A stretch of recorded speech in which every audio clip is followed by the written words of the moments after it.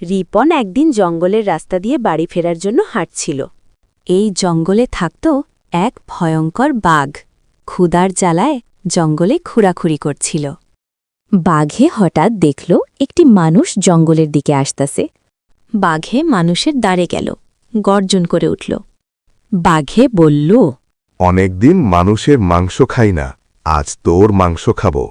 রিপনে ভয় পেল না, বলল, আমাকে তুমি খেতে পারো, তবে এখন খেলে তুমি অনেক বড় বিপদে পড়বে।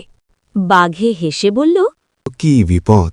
রিপনে বুদ্ধি করে বলল, ওখানে একটি কুয়া আছে, সেই কুয়াতে একটি বাঘ আছে, সেই বাঘেরে হারাতে পারলে তবে আমাকে খেতে পারবা। এই বলে রিপন বাঘকে নিয়ে কুয়ার দিকে রওনা দিল। বাঘে বলল, কই সেই বাঘ? রিপন বলল, এই কুয়াতে আছে সেই বাঘ। এই কথা শুনে বাঘে ঝাঁপ দিল কুয়াতে, দিতেই ডুবে গেল। রিপন মনে মনে বলল, আজকের মতো বেঁচে গেলাম। এই কথা বলে তাড়াতাড়ি চলে গেল।